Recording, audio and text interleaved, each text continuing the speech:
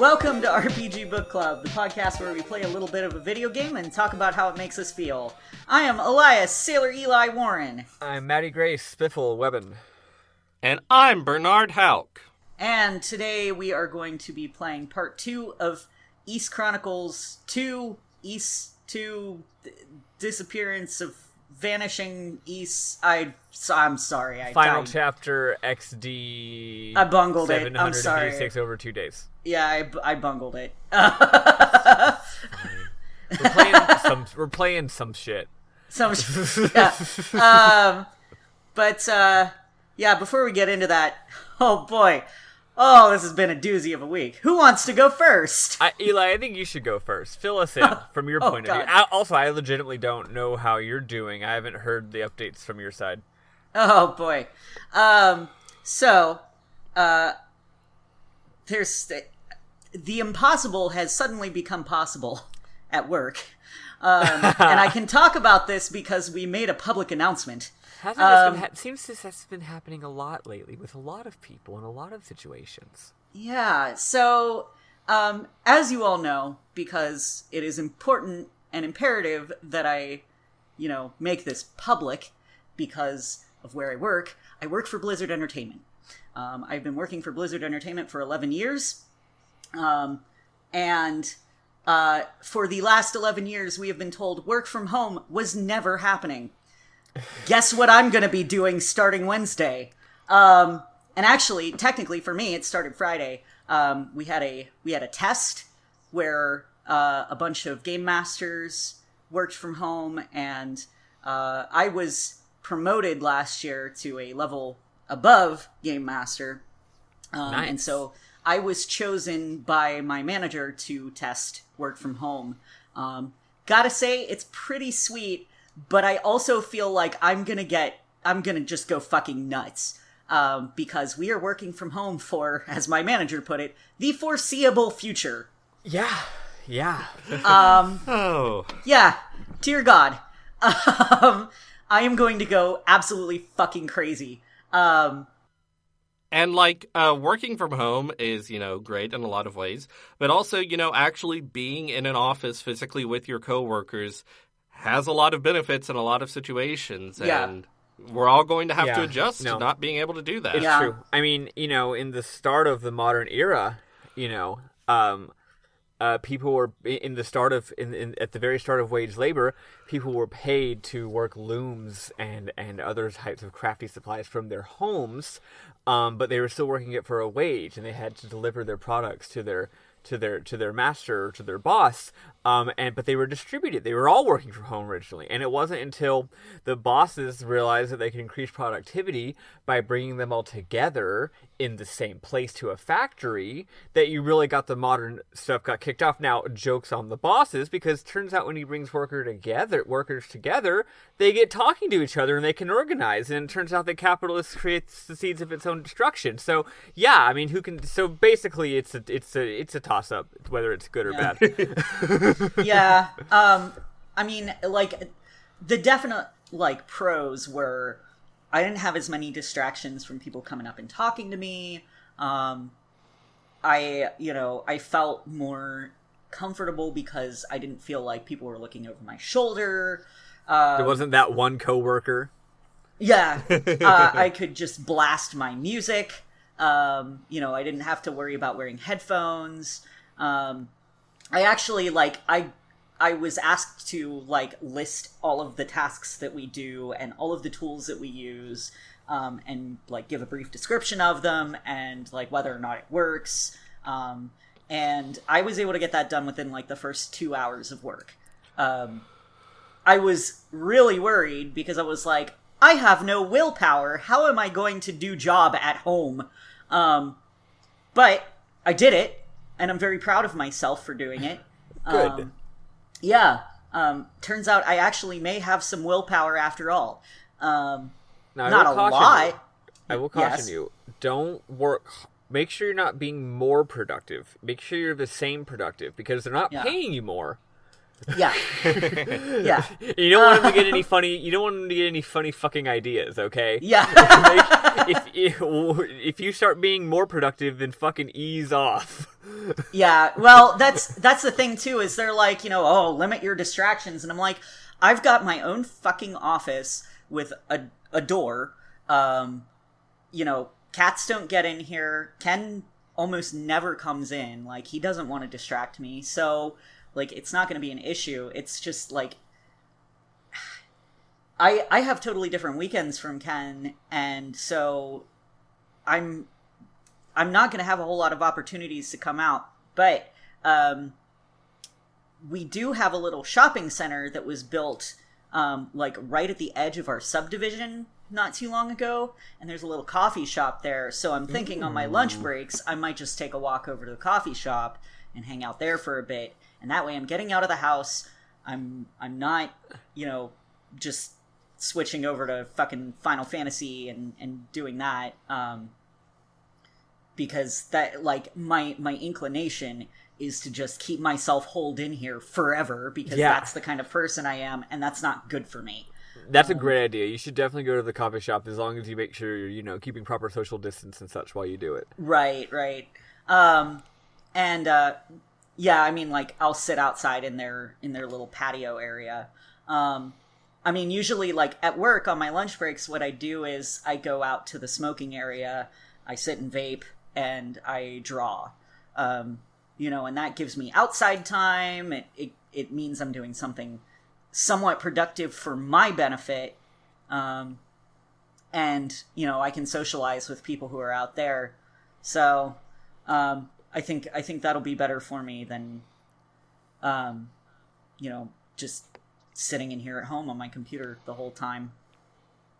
So that's how the fuck my week is going. Okay, me next. Yeah. I have also switched to work from home as of today, as of when I get started on work after this. Fun fact, though, my area, the Bay Area, has become the first place in the whole country, we'll see if it's the last, to issue a what's it called? A shelter-in-place mandate. Basically, all 7 counties of the Bay Area, San Francisco, the Peninsula, the whole San Mateo area, Oakland, Berkeley, Richmond, the entire fucking Bay, which is a huge place with lots of people, is just on complete lockdown.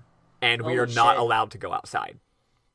Damn. So I wouldn't even be able to go to the coffee shop. That started at midnight this morning. It's not a strict law. They're not like, we're gonna, like, it's a literal crime to be outside. That they're saying at most, they're actually not even sure what the law is. In the press release, they were like, hey, we wrote this law very carefully and with a lot of consideration, but also we did write it very fast. They just straight up said that. They're like, we're going to be clarifying exactly what's going on in the coming days.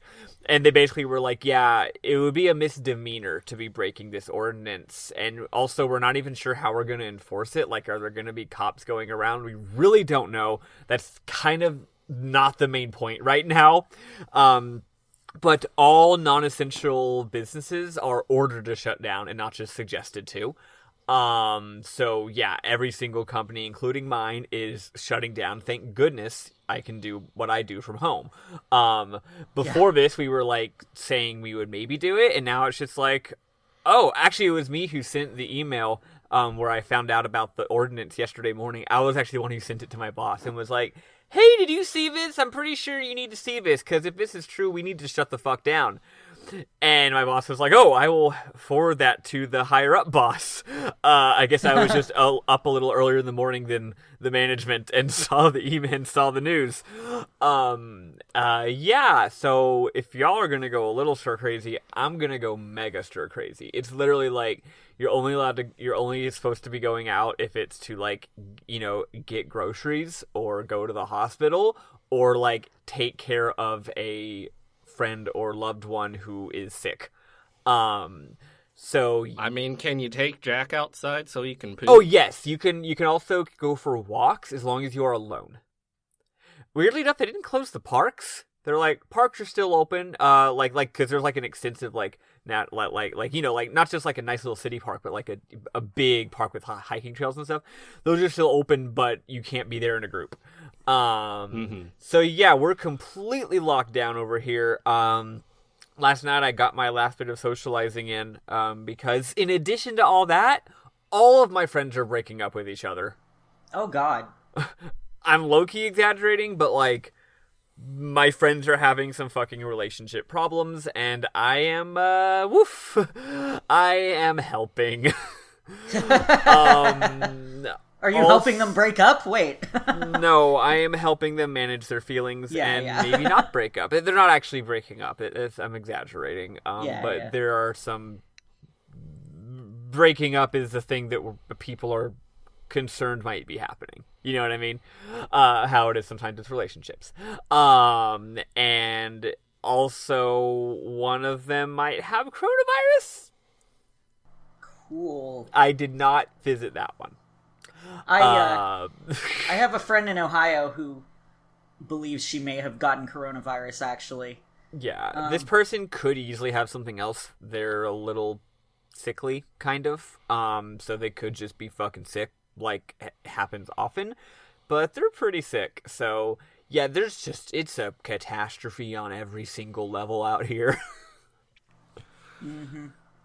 Yeah, a few people I follow on Twitter, people I don't know personally, but whose work I'm a fan of, have the symptoms of COVID-19, and they're Americans, and they're just like,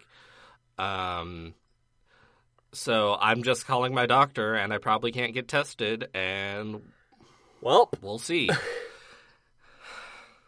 And I mean, luckily, like, no one I know personally has been really affected yet, but it's still it's a wild situation. Yeah, it really is. The friend I mentioned who, again, might have it, I haven't hung out with them for a hot second, maybe in like a week and a half.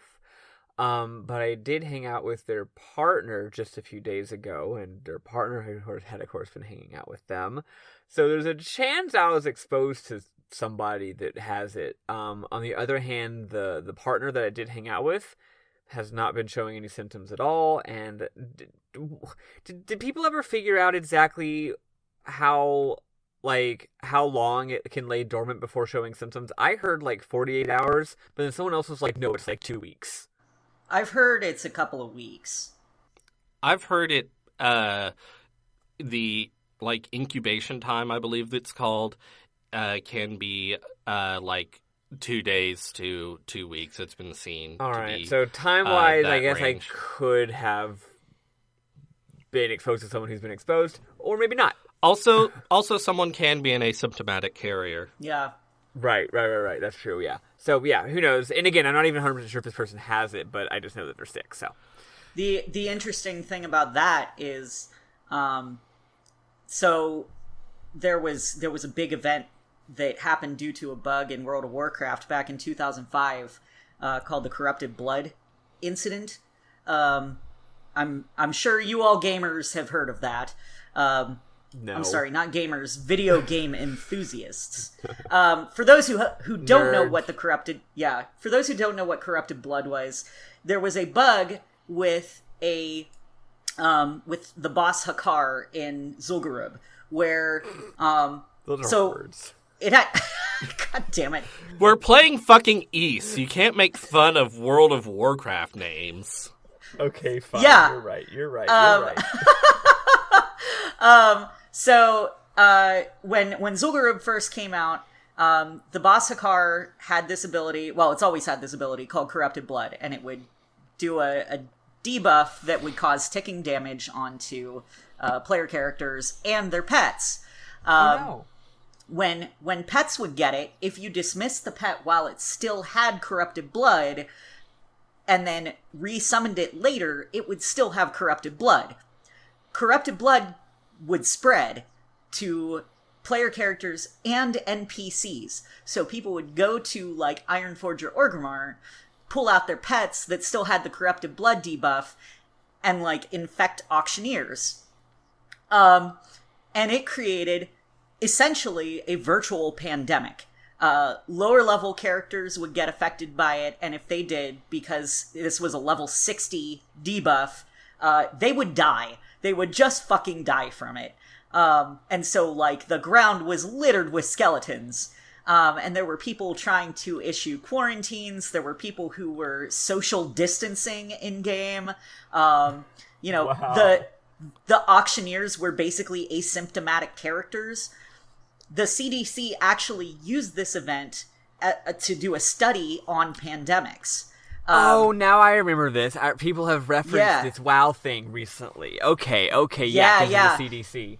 It's come back up because of the coronavirus, and so they're talking about, ways that we can handle this based on what was found in that study. And there's things like, there were people who were intentionally getting the debuff and then going out to Ironforge and pulling out their pets so that they could grief others. Since it's virtual, it's a little different.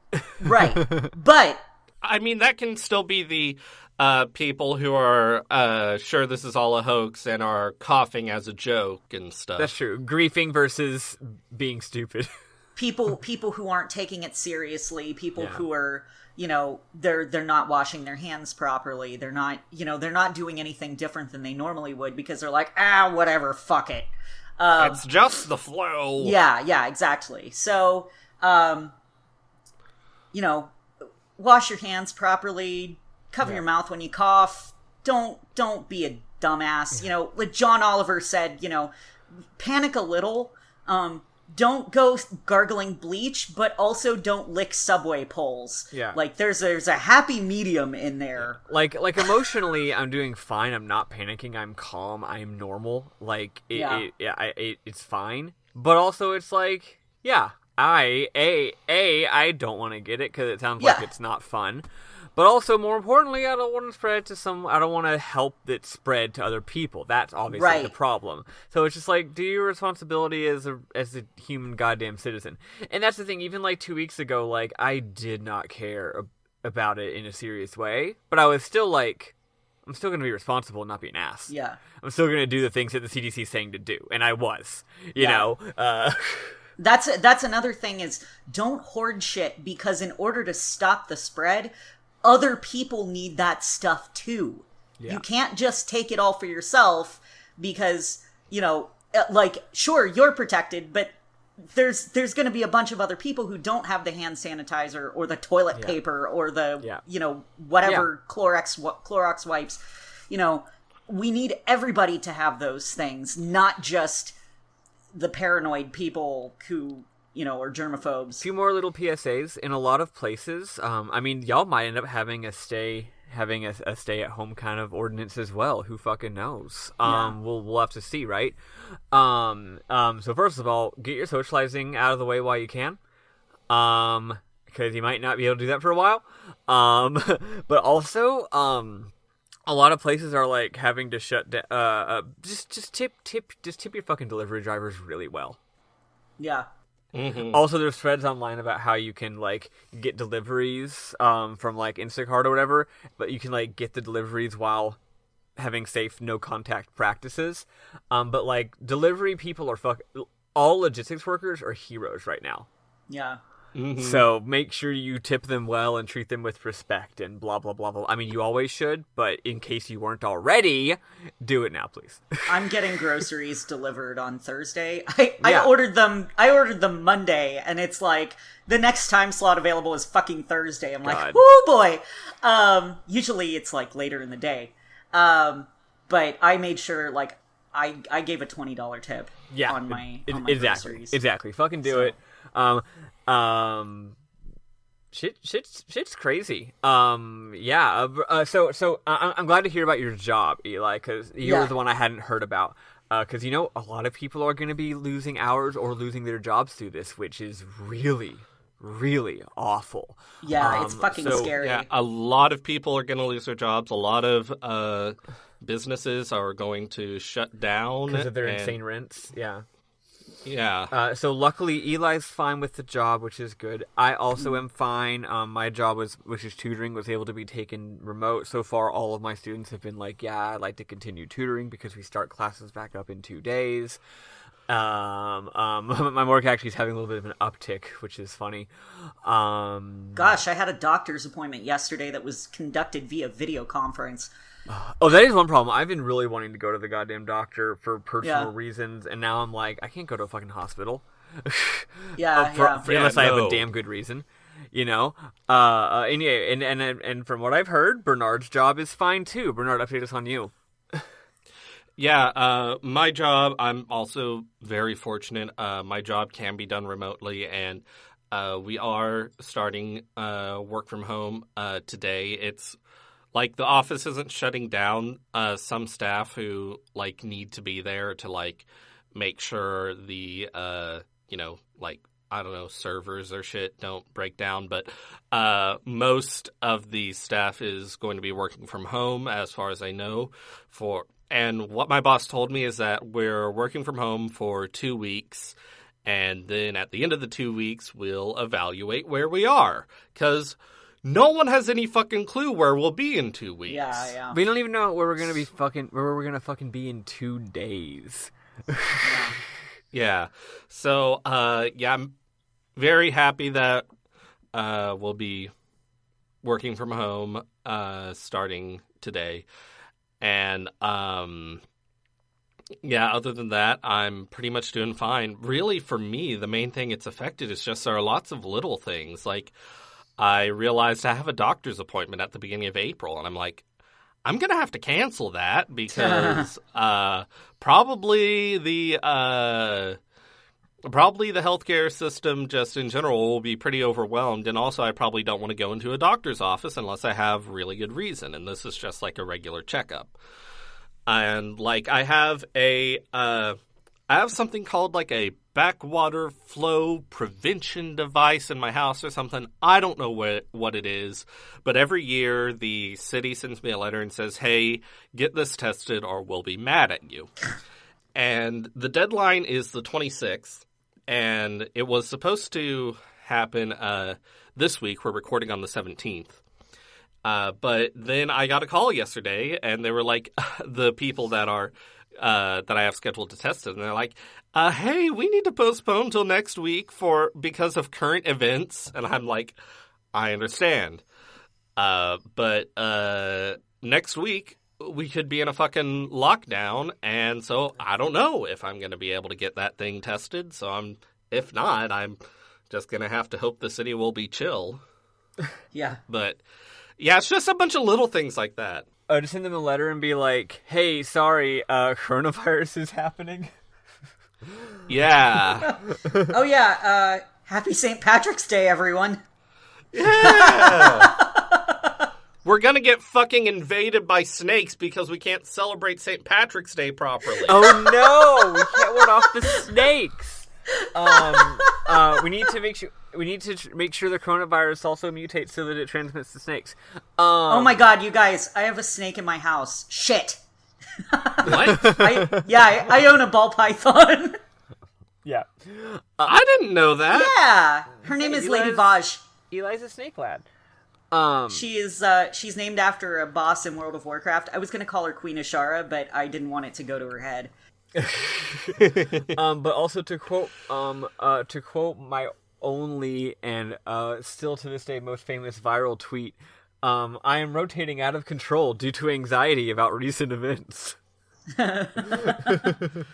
Oh, for the most part, I feel like I've been handling just the uncertainty and stress and weirdness pretty well, but I did yesterday spend a lot of time just laying in bed and updating my drill thread because I just didn't have the capacity to do much other than look at archives of drill tweets and save pictures of Fire Emblem Three Houses characters. It's a good thread. You know what? We should share that in various channels, including from the chapter from the podcast Twitter, because it's a great thread. Yeah, so if you're not sure what we're talking about, just check our social media. We'll fucking share it. Oh, man. So God, we've been talking about this for 24 minutes. Wow. Yeah, I was gonna say, how about that game we're playing? Yeah, luckily, well, seems 2 of us are playing and 1 of us is watching. Yeah, luckily, all seems fine in the world of. Actually, wait, hold on. Transition. Gotta transition it. We gotta have like a hook. Okay, so here's my hook, and this is true.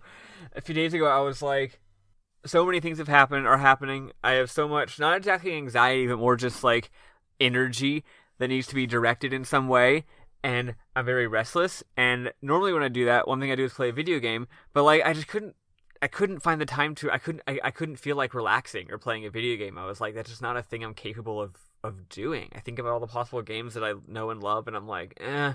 But then I was like, wait, I have to play Ys for the podcast.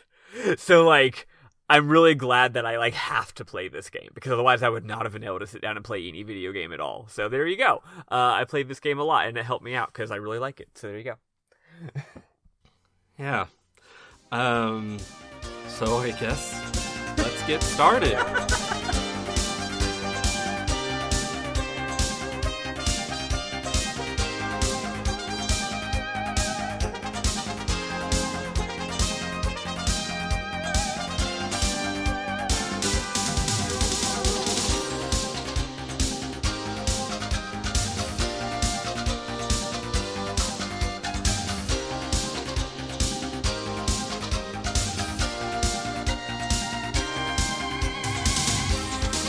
After stepping through the sealed door, there's a very long hallway, and we walk through the hallway, and we get a cutscene of the bad guys. Whoa. The robed figure is watching Adol through this crystal thing, and he tells a scary-looking night guy to prepare a mysterious ceremony and bring sacrifices. He also asks the weird gem thing that we saw in the opening if it thinks Adol is a threat to their ambitions. Whoa. It's all very mysterious and spooky. So we cut back to Adol, who steps out onto the ice ridge of Noltia. And the music whips, and it's a great dungeon. And it's just a great dungeon. It's pretty straightforward, but it's great. Yeah, it rules. Having a cutscene in a hallway seems pretty cool, but I low-key kind of like my way even better. For me, you know how there's a door in a mine? Mm-hmm. You go through the door in the mine, and bam, you're in the ice dungeon, the music's playing. Nice. No transition at all. It's just like, whammo, listen to some music. Everything is a completely different color. It's just a completely different vibe. It's like you're just magically transported to a completely different thing. It's great. Uh-huh. So in the Ice Ridge, we find some cool items like the Spirit Cape, which works like the heal ring in the last game. Oh, damn, I didn't get that. Ah, man, that is a shame. I mean, it might not be in your game, who knows? Or it might be in a different place. I'll go back to make sure. We'll see. It doesn't seem like something they would change. I thought I explored pretty thoroughly, but yeah, I might check a guide just in case. Yeah, is that something you want to have? Yeah. We also find the Hawk Idol, which makes our fireballs sort of curve to home in on enemies, but it's very janky and in my hands at least, not very useful. We also find the Altar Magic, and when we use this, Adol turns into a cute little kangaroo boy who can talk to demons. He's so adorable. I love him. Yeah, this is a tiny little groo. This, like, completely breaks the game in a way that is awesome. Like, literally every bad guy now, when you run up to it, instead of hurting you, it talks to you. And if you want to go through an entire dungeon with no danger, you just do it. It rules. It's pretty great. Did either of y'all watch and or play to go back to the previous areas and talk to those enemies? Oh no. I didn't. I kept thinking it'd be cool to do that, but then I didn't. Yeah, Bumpy McSquigums, my boy, he did a lot of talking to the demons in the snowy area, but did not go back. Maybe he will at some point, but I don't think so based on how he plays. Mm-hmm. Yeah, so like, every demon in this game has a unique piece of NPC dialogue, and that's a fucking ton of writing. Wait, Yeah. like even like multiple of the same kind? Oh yeah, yeah. He goes around Wow. and talks to all the enemies there, and they all say something totally different. Okay, in my It's game, really cool. each type of enemy says the same thing. And in fact, although unless you're in different areas, so if you go to like Ice Mountain East or Ice Mountain West, they'll all have different dialogue. But it's just 3 or 4 different lines. But holy bazonkers! Yeah. Also, It's wow, we're great. just murdering them. Yeah. They have feelings and thoughts. Indiscriminately murdering them. Yeah. Oh, Eli, you haven't played. They respawn. Yeah, it's true. I was gonna make reference to Nier, but Eli hasn't played Nier, so Yeah, never mind. it makes me think of Undertale. Oh, yeah, Because, that too. you know, in Undertale, you're befriending all the monsters if you play a certain way, and like, you, Although that game could makes do you feel that. bad about it, and this game Yeah. just doesn't bother. Yeah. This game's like, no, it's just whatever. I especially it feel doesn't it's matter. like there were a couple times where I would like talk to someone and they would tell me something, and then immediately after talking to them, I would switch back into Adel and just fucking blast them. Yeah. Yeah, Undertale really, it does not want you to kill the things. This game's weird. Yes, it is. So, some of the demons on the Ice Ridge mention a flying demon carrying away a pretty young woman, and some mention a door that is baffling them. The scary door. Yes. In the dungeon, we encounter another goddess statue, which says, "Great warrior, you have done well in reaching the Ice Ridge of Noltea. You must find the true door which will allow you to get through Noltea's ice-covered outer wall. The one that you see is mere illusion spawned by a magic barrier. If you can somehow reflect the truth, the real door shall appear before you. Please, warrior, do what you must to reach Solomon's Shrine." So we go through the dungeon, and eventually we come upon a door, but Adel can't open it. When he touches it, his hand slips through and goes numb. Oh, that's neat. If we're lucky, we've already found the anti-illusion mirror. If we're not lucky, we go back into the dungeon and find it. If we use it, it reveals a different door, and we go through the door. Yep. The anti-illusion mirror isn't anywhere near the door, so I'm thinking like every time you use it, the whole screen like flashes. So I'm like going around the whole dungeon using the mirror, wondering where's the secret door gonna be. Turns out it's right next to the original door. It just kind of moved to the side. Yeah, Yeah. shifts to the left slightly, and it leaves a little hole in the wall of the of the mountain, which is Yep. pretty neat. Yep, it's just like, oh, there it is. Cool. Yep. So, past the true door is a boss named Tielmath. It jumps out, and it hops around the arena and makes these lines of spikes of ice travel outward from it in different patterns, and there can be a lot of these lines of spikes of ice, and it can be very hard to dodge them. Mm-hmm. And it is pretty intense. And we also have to use fire on this boss. Yep. Maddie, how was this boss for you? Honestly, I don't really recall because the next boss completely obliterated all my memories of this one because the next boss is really fucking hard.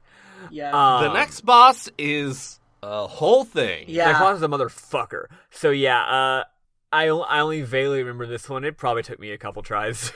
Yeah, my good friend Bumpy is playing on easy, and even on easy, it was a fucking trial for him. Yeah, Christ. But yeah, this one is whatever.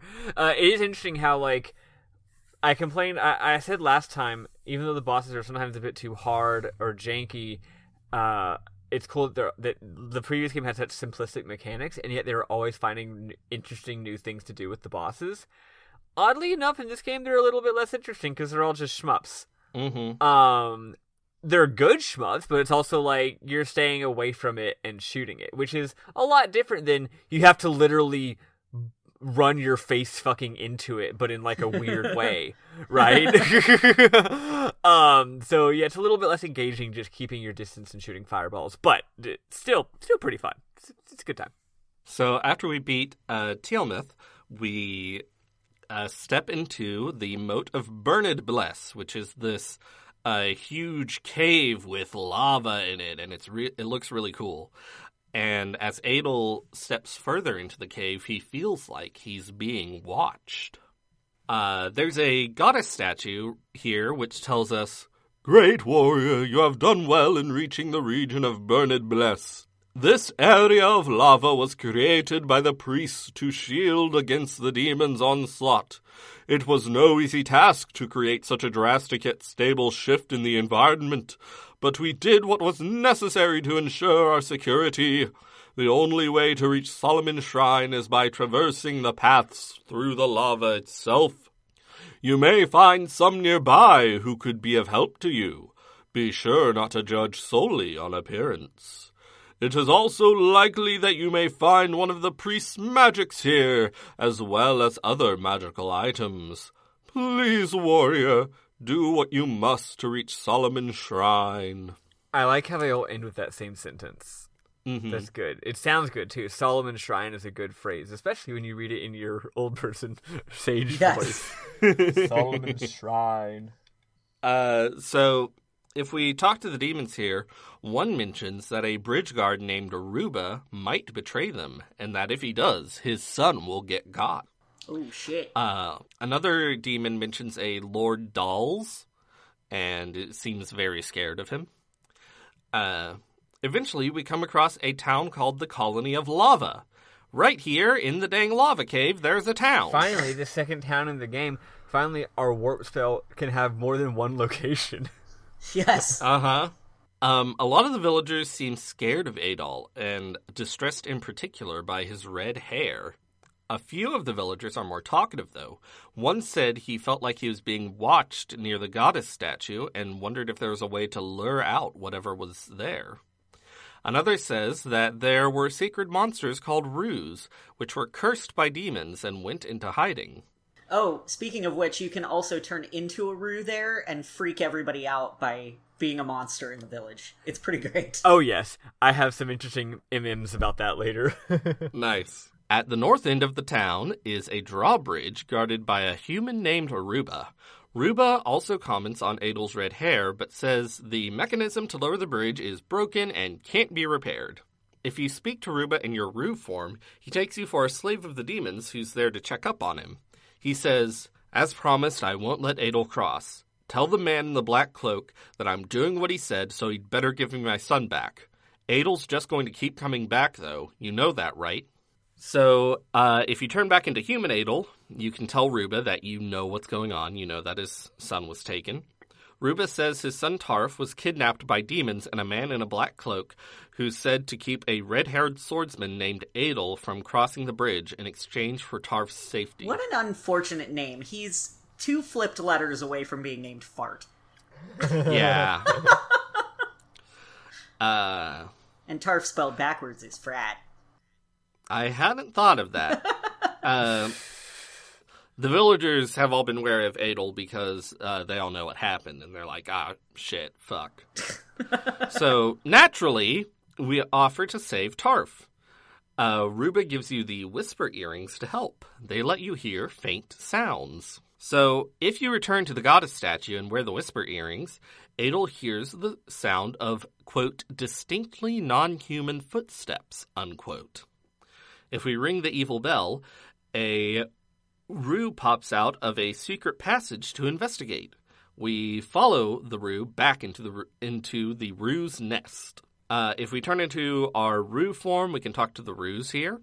One of them mentions seeing a human boy being led to a poison-filled passage by demons. There's a small tree growing in the nest from which we can pluck a rhoda leaf. A really stuck-up Roo named Bruce tells us, "The rhoda leaf is not food, my lad. It is the tool of a true gentleman, a shield against poison gas. Power alone will not see the gentleman through his hardships. Wisdom must temper the use of that power. Note my massive brain. This guy rules. Yeah. Yeah, I love Bruce. He all his dialogue is basically a memorable moment for me. I'll just get that out of the way. So we can use that leaf we just got to get through the poison gas we just found out about. Convenient. I mean, we could have found out about the poison gas earlier if we'd gone the other way in the cave, but I didn't. I found out about it by going the other way and then immediately getting fucking owned by the poison gas. It drains your health real fast. First, honestly, like, the dungeon past the poison gas is a lot bigger than the dungeon before it. And I just somehow totally missed the other door that leads to the village. So I'd completely explored everything by the time I found the village. So at this point, I had a bunch of money and I wanted to get some new equipment, so I warped back to Lance Village. But what's this? The NPCs have new dialogue. Christ. And the dialogue says Lilia has vanished. And what's more, there's rumors that demons have been hunting humans. Could this all be related to that sighting of a demon carrying away a pretty young woman? Probably. Who can say? Yeah. Almost certainly. I figured it was the chick from the previous game, but I guess not. There's lots of chicks being carried away by lots of demons. Yeah. Yeah. That seems to be a thing in this world. So, I think they also mentioned someone named, like, Bots or something is also missing, but I don't give a shit about that person. Yeah, fuck them. So I got my new equipment, and I warped back to the Ruse Nest and ventured until I found the Poison Passage. We passed through the Poison Passage with minimal fuss.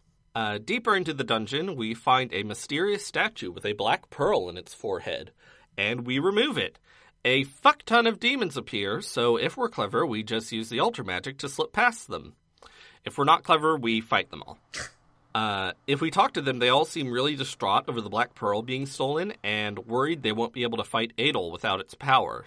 In another area, which we could have gotten to first, but I found the Black Pearl area first. I was going through all this in the right order.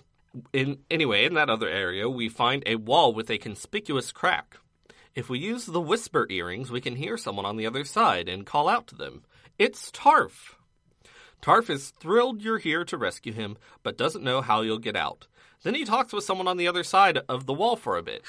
He tells us that if we can get the Black Pearl, his cellmate, Keith, can get them out. This fucking monster's name is Keith. Oh, Yeah. here's a fun thing about this part of the game. For the first time since literally the beginning cutscene of the game, this conversation's voice acted for some reason. Oh, weird. Like, instead of just... It kind of makes sense because you're like... I think they're trying to show how you're, like, hearing the voice from the other side. But yeah, like, I walk up to the wall, and I click the button, and then all of a sudden the sound gets quiet, and clearly, like, the music is being replaced by, like, a different audio track that also has the music, but also is quieter with audio, with voice acting.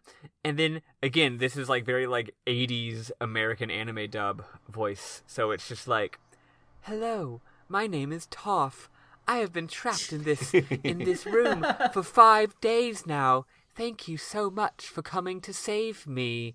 And it's just really weird. It's voice acted. Also, like, the next conversation that happens once we save Tarf and go back to the town is also voice acted. Okay. This game's cool. I just love how this monster has, like, this normal-ass human name.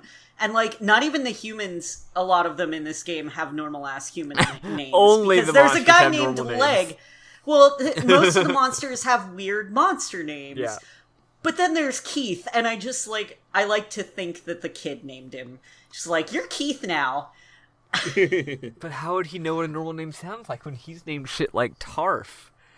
Maybe the parents are all just like, we have named him wrong as a joke. Yeah.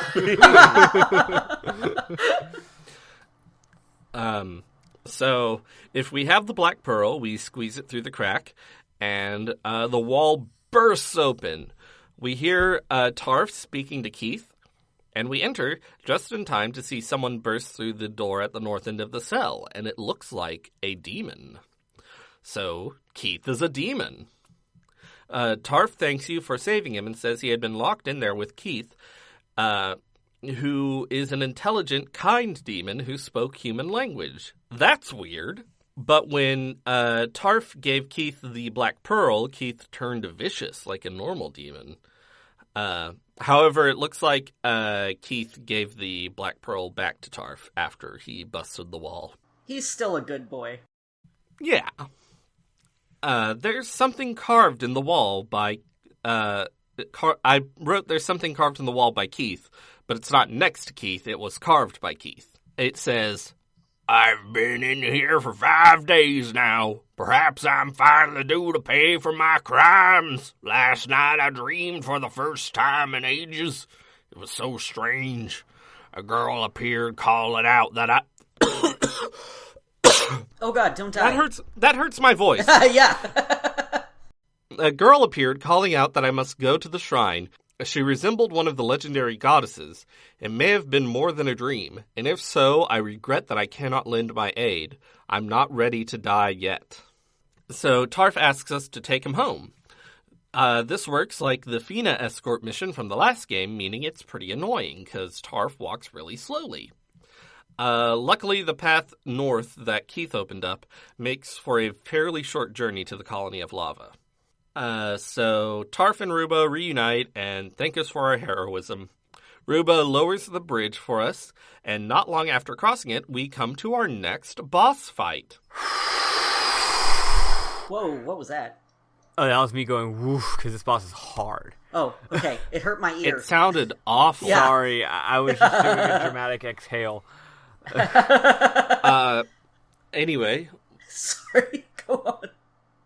It's Delaldi, an enormous, wretched, severed head. Long fangs line its mouth. Its eyes are blood red. Hooks are stuck in its sickly green flesh. It slides across the room to chase you, then opens its mouth. A mass of worms pours from its mouth, along with a giant, veiny thing that wriggles after you. I thought it was its own fucking intestines. This thing is disgusting. Yeah, it is. I hate it. Here's it's the thing. I I can't explain why, but like when a thing opens its mouth and a giant worm comes out of the mouth, that's like kind of weird and creepy. But then when the giant worm thing goes back into the mouth later, that somehow makes it 50 times worse. It's bad. If he was just spewing these things out, it'd be less weird. It's like, no, there's one worm. It goes out and then it comes back in. Thanks, I hate it. In the Chronicles version, at least, the graphics have all this like massive worms or intestines or something just like spilling out of the mouth, along with the giant veiny worm that comes out and chases you. Worm. And yeah, so the worm chases you around, then goes back into the mouth, and while it's sucking the worm back into its mouth, that's the only time you can hurt it. And you hurt it with fireballs again. In mine, you can also hurt it when he's ejecting the worm, but it's a pretty tight window. Also, he's literally shooting a worm at you when he does that. So in the best case scenario, I could get literally one hit in with the fire when he was ejecting the worm, but I could usually get like 3 or 4 in while it was going back in by standing close and mashing the button. So eventually I was like, yeah, this is too dangerous. There's not really a point to getting it in that first window. But yeah, it's tough. What are some other information about how this battle works, Nard? Well, I had tried to shoot the fireballs at the guy when the worm was coming out, but I never succeeded in hitting it that way, so I gave up on that and just tried when it was sucking it Even back if out. it is possible in your version, it's not worth it. Yeah, it took my best friend Bumpy a good 20 minutes to beat this boss. Yeah, same about. So, yeah. The battle was pretty tough, in part because of the psychological damage that I, the real person playing the game, was taking, having to look at that thing. I was taking psychological damage from watching a video. I can only imagine how I would have felt actually playing this. Yeah, so, I think that's pretty much it for how the boss works. And also another thing about this boss is eventually it starts spawning regular ass demons. Oh wow! That are also in the room. It just spawns them one at a time, but they're really annoying because they're like fire elemental demons, so you can't hurt them with fireballs, and they'll like block your shots sometimes. Oh, man. So you have to deal with them, and it's just another fucking thing to juggle in this awful, awful boss fight. In mine, it never does that.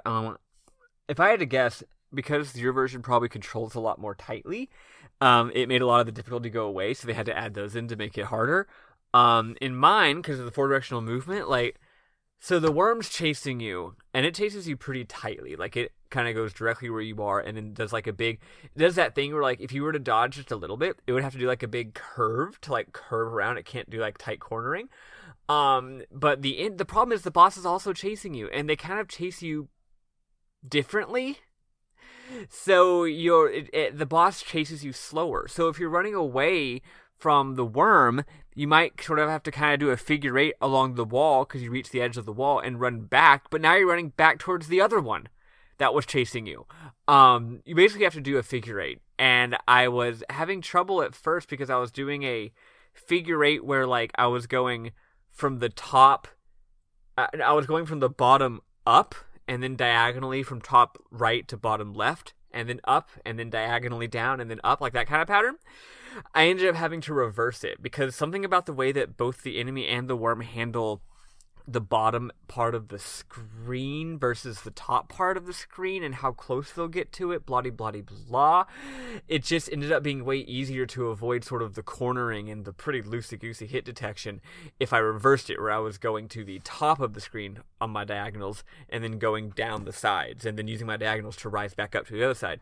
Once I figured that out, it actually wasn't that hard. I may have beaten it on only my second try after I figured out that's your basic trick. But that's still not all you do. You still have to, that's kind of the pattern, but sometimes you have to modify that because you got to make sure that if you're just focusing on dodging, you might not be in a good position to shoot him once you get an opportunity to shoot the guy, right? Yeah, you're trying to dodge the boss, but you also have to lure it into a good position for you to shoot it, because if it's too near the bottom of the screen, you won't be able to get in front of it and shoot its gross mouth. In mine, you can shoot from the side, but it still makes it quite tough. And also, you might be running in the same direction as where the worm is. The worm is already retreating, but it's you need to be where it is to shoot the boss. Yeah, it's a lot. I guess looking back, I really enjoyed it. I guess it's probably a good boss, but it was just so strange. Yeah, I mean, I think it's a good boss. Real ease 1 hours, honestly, with all the weird focus on positioning and stuff. Yeah. Yeah. So, we eventually beat that boss, and we go through a corridor, and we come out upon this really cool mountaintop village called Ramia Village. And the music is really cool. Music is lovely.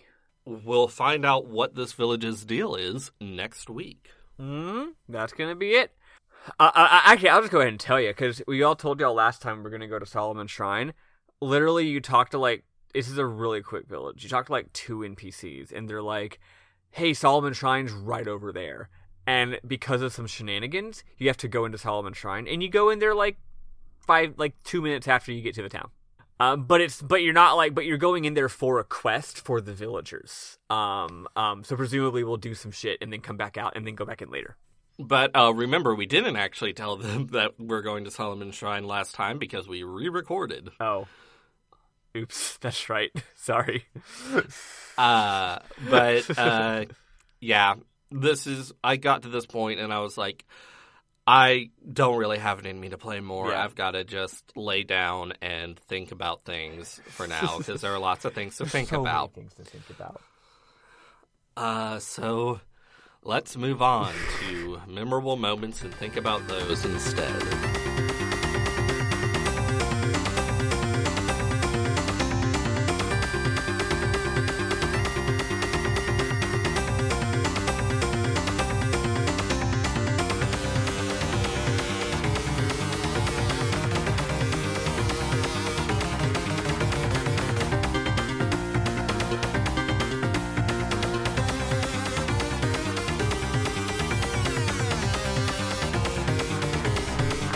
I've got a decent number of them, so I'm gonna hit a couple. Do you have some? I just have one I wanted to talk about. Oh, sure, let's do yours first. I fucking love the Rue Village. They're adorable, and they all have names that have Rue in them. And when you tell the Rues that your name is a doll, they're like, well, your name isn't a doll anymore because you're a Rue. Your name is Adoru. Which is cute. Also kind of hilarious because if this were in Japanese, his name would be pronounced Adoru. Oh, neat. That reminds me of slimes, how they say goo and everything. Yeah. It's very very Dragon Quest. But yeah, I love these little guys. And yes, Bruce is fantastic. And his name is spelled Brooce. Yes. Nice. Which is great. So I already mentioned how much I love Bruce. He has some other good dialogue about being a gentleman that I didn't capture. But also a fun thing is that in the Rue Village, there's another Rue who is like, have you met my big brother Bruce? He fucking sucks. And he has various dialogues about the ways that Bruce is awful. And it's very good. But the only dialogue that I captured for this, for memorable moments, is another example of, I mentioned this last week, by which I mean an hour ago when we recorded it. I mentioned that I often capture for memorable moments jokes that I don't like, but which are notable. So we find this one monster that is like, ah, man, I feel terrible, blah, blah, blah. But I'm not allowed to take a break. Not a one. I knew I should have joined the union, the Monster Workers Alliance. Specifically, the Monster Workers Alliance for Halflings, Ancients, Halberdiers, and Armor Shells. Mwahaha. I actually think that rules. It rules less as it goes on. It was better when he just said I should have joined the union. The rest of it makes it worse. But that's funny. Also, pro-union messaging. Yeah. So, Maddie, did you have any memorable moments? Quite a few, actually, though. They're all quite minor. So, first of all, I really like when you're in the fire area because connecting the major dungeony parts are all these, like, sort of side-scrolling parts with foreground and background. Was that how it was for y'all? I don't think so. Like, not literally side-scrolling, but you know what I mean? Like, it's like right to left. And here, I'll actually send you, since... Oh, yeah. There were areas. Yeah, like and there's like foreground pillars, and you're just walking from the right side of the screen to the left side of the screen, and there's not like there's a background, and there's not like y-axis motion, really, in a significant way. So yeah, there's so many of those. Those really reminded me of Undertale, you know? Because Undertale is largely laid out in a horizontal motion kind of manner. And in fact, the village is even that way too. The Fire Village is laid out tableau style, very Undertale-y, which is kind of cool. It is neat. And also, I wonder if Undertale actually did take some inspiration. Maybe. I mean, I know it's mainly based on Earthbound, yeah. but I mean, Toby Fox definitely was taking inspiration from, you know, I mean, he seems very, very well versed in all the old classic games, and I think that spills in, you know.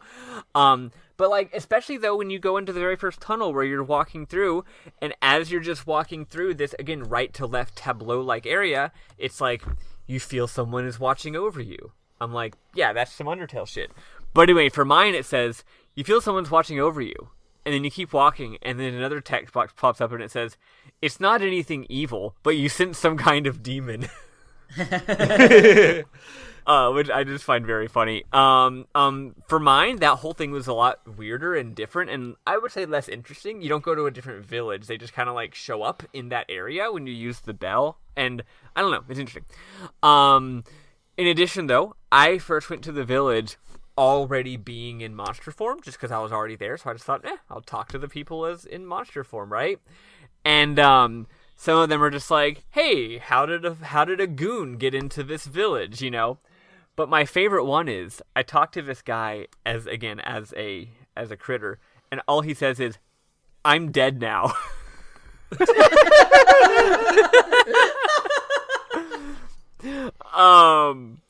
And let's see, where is it? Then there's some other stuff. Later when I came back as Adel, it turns out he says the wise people pretend to be dead when they're about to be attacked by goons. Wild goons. And then also, what? That goon was really you? Then why did you trick me? Let's see, what else do I got here? This was actually just plot stuff. That slouch Adel has no idea that he'll be dead in no time, says one of the villains. One of the goons. One of the goons, yes. One of the characters who has, I'm just gonna send y'all this picture. There we go. I'll send it later. One of the NPCs in the Fire Village looks like a damn like old-timey prospector. He's got like a big old hat and a beard, and is like smoking a pipe, and is like, "Yep," which is a good time. Yeah. Then I guess the next couple ones I have are actually from. I guess they'll be next week now because they're from the next village. Also, I think it's really cool that like so much of the game is only out of one village, and I'm like, is there ever going to be a second village in this damn game? And then you get to Ice Dungeon, and it turns out it's just a dungeon. There's no village. And then you go to Fire Dungeon, and for me, I went through most of the Fire Dungeon before I realized it was a village, and I was like, is that just it? Is this game just dungeons now? But I really like how you go from Ice Dungeon, Ice area with no village, to Fire Village with Fire area with a village, and then you somehow leave that and you're back in a different part of the Ice area, and then there's the Ice Village.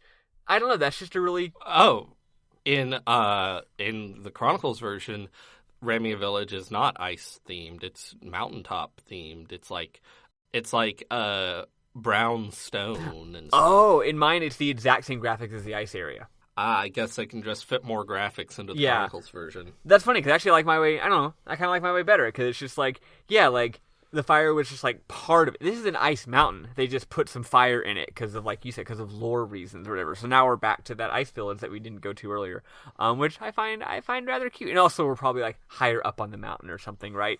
Yeah, it's good shit. I like talking to the goons. It's a good. Oh, one more. This is actually a bit of a what you might call emergent gameplay, because in this game all the goons of a certain type say the same thing, but coincidentally, I happened to talk to a certain one at a certain time that made a really funny effect. So I'm having trouble navigating the dungeon. It's tough. It's kind of confusing. You got all those one-way slopes in the ice area. And I finally get through a door, and I'm looking for stuff, and I see a chest. And right next to the chest is an enemy. And I talk to the enemy, and he's like, Ada will never be able to go forward because I hid... because I hid the boots in a chest. He'll never find the chest, and the chest is literally right next to him. So I turned back into Adel and then killed him, and then opened the chest. Nice. This is a good time. Yeah, that's you need those boots to get up the one-way slopes Maddie mentioned. Yeah. It was just part of the dungeon's shtick, you know. But yeah, no, it's just a good, lot of fun little jokes and japes in this game. It's good shit. We'd love to see it. Yeah, I am really enjoying this game. And it's, like you said, it's good to be obligated to play a game at this time.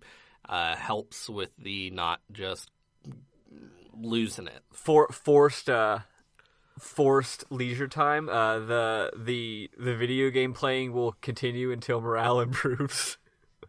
Yes. But in 3 days we'll have Animal Crossing New Horizons and everything will be better. I wasn't gonna get it, but I might get it. We'll see. I mean, yeah, I'm probably gonna pick it up. I'm gonna be here a whole lot, and it'd be nice to like live in a world where I can communicate with people. Here's the thing. I could get it, and I do like Animal Crossing, and this new one looks like it's probably awesome, because that's how Nintendo is now, and New Leaf, of course, was great. On the other hand, I could get Pokemon Sword Shield, since I never fucking got that shit. I need to play that more. You know you would only play 2 gyms of Yeah, it, but I'd enjoy it. Or I could finally play the entirety of Xenoblade Chronicles 2, you know? Who knows? Who knows what the future holds? Not me. Not me. Eli, do you know what the future holds? You probably do. I don't know what 5 minutes from now holds. Anytime someone is like, where do you see yourself in 5 years? I nearly have a panic attack because I'm like, I don't fucking know. Dead in a ditch, maybe. Oh, I do know one thing that the future holds. Announcement time. Oh, we were shit. supposed to announce this last week, and actually we did, and then I lost the recording, and then we forgot to do it again. And now, whoopsie doodle. Anyway. And I'm pretty sure everyone in the Discord knows already. Yeah, in case y'all don't already fucking know, our next game is... well, this is the end of year 2 of this podcast. It's been wonderful doing it for 2 and some change years, and just like last year, we're gonna be selling out. Instead of playing a less known game or an indie game or something, we're playing a really popular game that y'all will all love, and it'll get us lots of clicks. We are playing Chrono Trigger. Finally. Yeah! Woo! Chrono Trigger, as I'm sure everyone knows, is a very great, very famous game. And I have never played it. And Eli has never played it, which was one of the main reasons we decided to go for it. In fact, I haven't played it so hard that I've avoided spoilers for Chrono Trigger forever. Which is awesome, because it's full of great surprises. Game Grumps are currently playing it, and I'm avoiding those episodes like the plague, no matter how much I want to watch them, because I fucking love Game Grumps. And it's making me very sad every time I can't see an episode. You'll be able to watch them pretty soon, though. In just a couple weeks, you'll be able to watch them. Definitely wait to watch them because, you don't want to be spoiled on all the cool twists and fun things that happen in Chrono Trigger. Chrono Trigger is a good-ass game. We're going to be playing it after this, so just a couple weeks from now. So get started thinking about, if you're playing along with us in real time, get started thinking about how you're going to play. I said last time I would give more details later, and it's still not really later, so I'll still put this off, but my very quick and dirty assessment is the original game on SNES is great, and the PS1 version is great, and the DS version is okay. Every other version is horseshit, and you shouldn't play it. I don't normally condone pirating things, but I think that, maybe buy the Steam version and then play the SNES version. You're going to have a lot better time. So start looking into that. That's exactly what I'm doing. Yeah. Yeah, you can buy the Steam version so that you are giving money for the game, but do not play it. Yeah, no, the modern Square has not done a good job of doing right by one of their all-time classic games. They've done a bad job of releasing it in a modern form. It's not as bad as Final Fantasy VI bullshit, but it's still bad. Tim Rogers has made a whole video about it when it just came out about how fucking ugly it is in so many ways. And I know they've patched it to make it better in some ways, but still, don't fucking play it. Yeah. So if you, most of our listeners are probably pretty savvy and know how to get how to play an SNES game. But if you don't, maybe start looking into that. Because that's the game that we're playing. We're probably not going to be playing multiple versions this time around because not only are the other versions bad, but they're also not that different. I think Sam might have said that he's going to play the DS version. In any case, the only real difference between the Super Nintendo and DS versions is a slightly different translation. Yeah. It's a more accurate, more detailed, and probably more quote-unquote better translation. But Loki, I kind of think it's dry and weird and doesn't work. It doesn't have that nice, just Ted Woolsey pop. The original is translated by Ted Woolsey, so it's going to be anything but dry. Yeah, it's just nice, it's simple, it's poppin', right? The translation, the new one's weird. I don't think that's just nostalgia. I think it legitimately is worse. Also, the DS version does have a lot of extra content, but it's all just an extra dungeon that doesn't matter. So yeah. I did just check. Chrono Trigger is available on PSN as a PS1 classic that you can play on your PlayStation 3, PlayStation Portable, or PlayStation Vita if you want to do it that way. That version is also basically fine. That version is not that different from the Super Nintendo version. It's got a couple problems, but really no big deal. Does the PS1 version have the Woolsey translation, or was that when they made the new one? I have no idea. I'm 99% sure it has the Woolsey translation. I think the only real difference is it has these cool-ass anime cutscenes. Also, the original Final Fantasy Chronicles version had really awful load times, but I'm guessing that won't be the problem if you're downloading it off of PSN. So there you go, problem solved. So yeah, you basically got one perfect way to play the game, SNES, one probably 99% fine way, PSN, and then a bunch of horse shit. So DS is also fine if that's what you you're have. fucking into. Yeah.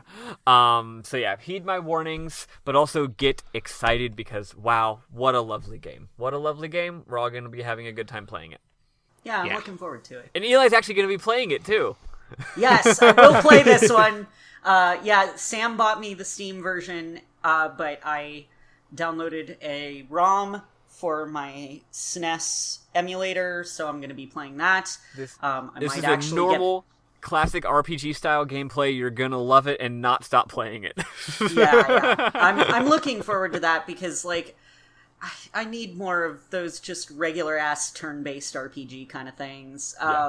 Like those are the kind of RPGs that I'm used to and that I love. There obviously, there are aspects of other ones that I've enjoyed, but it's just easier for me this way. Yeah, no, it's just the thing you want to fucking play. I also have a deep affinity for those kind of games, They're just a good fucking time. I may try to get myself to record it too. I don't know. I've been I've fallen off the map on YouTube basically, and I feel kind of bad for that, but like I just got kind of burnt out. But I think it would be fun for people to see and hear my reactions and all my funny voices again that I'm not really that good at, but whatever. I enjoy doing them. Sailor Eli, The Return. Now everybody's really old, and Sailor Eli is like four different people. It's been 25 years. There's tulpas of me all over the place. You should go edit the last time you actually recorded and have it with you saying, "I'll see you again in 25 years" at the end of it. Hello, Sailor Eli. I'll see you again in 25 years. Actually, you know what? I started watching Twin Peaks with a friend who hasn't seen it before last night. Oh, I fucking love doing that. I know. It's my favorite thing in the world. I'm like, if you're gonna be my friend, you need to fucking watch Twin Peaks, okay? Yeah, but it's because I love you. I need my friend Jenna to come back and watch more of The Return with me. I can't even remember where I left off with her. We watched like 4 episodes and then just Hello, Mr. Jackpots. What I love about introducing people to Twin Peaks is even if I'm not going to watch the whole series with them, I want to watch the first episode with them because I could watch the first episode of Twin Peaks fucking as many times as you want me to. It's just a perfect piece of television. I've only watched the entire original run maybe twice. I've probably seen the pilot literally a dozen times. I go back and binge watch all of it on Netflix every now and then. It's great Halloween viewing. There's plenty of plot lines that I just despise in the original series. James is the worst. But excuse me, James has always been cool. We should probably stop talking about Twin Peaks. I'll never stop. We're gonna talking accidentally about say Twin a big Peaks. spoiler. I'm sorry, I made a passing reference to Twin Peaks. I should have known what would happen if I made a passing reference to Twin Peaks. I'm sorry. That's like the main, aside from being queer to various degrees, that's like the main common denominator between the three of us is Twin Peaks. Yeah, exactly. So anyway, to get off this Chrono Trigger hype train, just get excited and tell your friends to listen because we love having listeners. Yes, that's why we're selling out. You're the ones who actually keep us going because if we didn't have listeners, then it'd be real hard to make this podcast. Yeah, we've all had to start doing the podcast from home because of coronavirus. We are no longer recording the podcast at the podcast factory. In front of a live studio audience. Yeah, a really fancy studio. Can we get some laugh tracks in with our podcast from now on? Damn it, that's actually a really funny idea. Like whenever Bernard reads one of the really stupid jokes, we put in like like one of the way over the top like laugh tracks where they're just like they would do nuts. in like Scooby Doo and the Flintstones. Like I want this to happen now. Okay, we're done. We should end this. I'll do it. Okay, please. Thank you for listening to our so stupid fucking podcast. If you like what you're hearing, you can check us out on various things online. We got rpgbook.club is our website, and that'll have links to our things such as Twitter, RPG Book, which is just at RPG Book Club, or our email, rpgbookclub@gmail.com, blah blah blah blah do. Our Ko-Fi, I forget what the link is. It's probably ko.fi/RPG Book Club. Yeah, the way we normally do things is if you donate to us, if you set up a donation to us, it'll allow you to vote on what game we're playing next, except not this time because we're playing Chrono Trigger. But normally you get to do that, and also sometimes we release exclusive or timed exclusive subscriber only content, blah blah blah blah. But mostly it lets us do more games. For example, we're going to be doing a really fun extra game starting somewhat soon based on y'all's very generous donations, which are mega appreciated. So yeah, that's it. Please join our Discord. Have a good time with us. Stay safe out there, everybody. Stop doing hugs. Normally we encourage hugs because we're very pro hugs and affection towards your bros, but stop doing hugs temporarily. Yeah. Stay 6 feet from your bros. Yeah. Get a thing longer so you can do 6 foot hugs with your bros, and then sanitize the thing longer. The thing longer. Yes. I knew it hasn't been invented yet. It's not going to be invented for another 1,000 years. I always love making Futurama references because I know Eli is just going to go nuts every time. Fucking love Futurama. But yeah, anyway, stay safe out there, everyone. I've been Maddie Grace Webben. I have been and will always be Elias Sailor Eli Warren. And I'm Bernard Houck. Bye. Toodaloo, folks. Stay safe. Goodbye.